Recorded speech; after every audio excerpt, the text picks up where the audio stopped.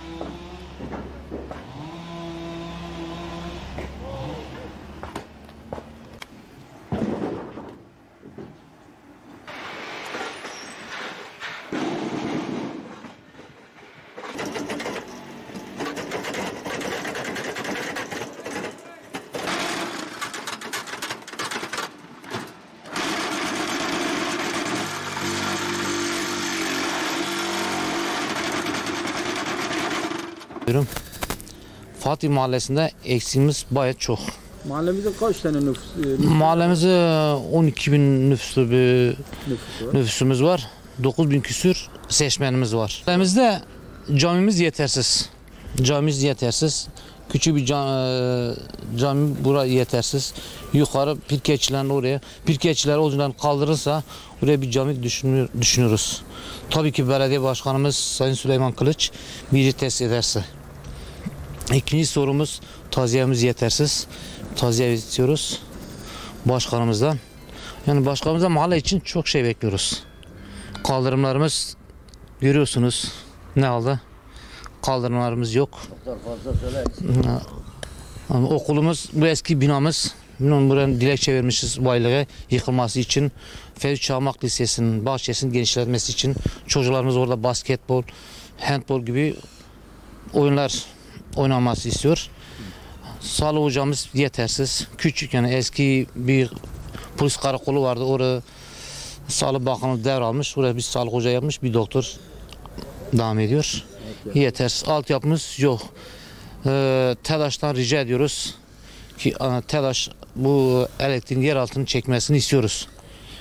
Çalışma yerimiz yok. Gençlerimiz başkanımızdan bu eski köylü garajını oraya gençlik merkezi yapılsa, gençlerimiz kahve gideceğine oraya gider ders çalışırlar. Bu oduncuların içinde yabancı hayvan çıkıyor, akrep çıkıyor, yılan çıkıyor. Bunlar çocuklara, vatandaşıma sarıyorlar. Biz bunları gürültüden gündüz yatamıyoruz, gece yatamıyoruz. Rahatsız oluyoruz. Pirketçiler dahil tozdan, gürültüden rahatsız oluyor. Biz bunları dışarı yani şehir merkezinin dışında bir yer gitmesini istiyoruz. Yani 81 ilimizde hangisinde merkezinde pirketçiler, oduncular varsa Adıyaman'da da bulunsun. Biz bunları istemiyoruz. Başkanımıza rica ediyoruz bunu. Peki Cumhurbaşkanımızdan kentsel dönüşüm istiyoruz. Mutlaka Fatih Mahallesi'nin kentsel dönüşüm şart. Altyapımız eksik, kaldırımlarımız eksik. Yağmur yağdığı zaman o sel suları, çamur hep merkeze iniyor. Merkeze indiği zaman vatandaş zor duruma kalıyor. Kent güvenlik kamerası istiyoruz. Bazı noktalarda, belli parklarda çocuklarımız güvenliği için kamera istiyoruz bunları. Bu eski otogar dediğimiz yer itfaiyenin üst tarafında. Boşluğumuz var. Çok güzel bir alanımız.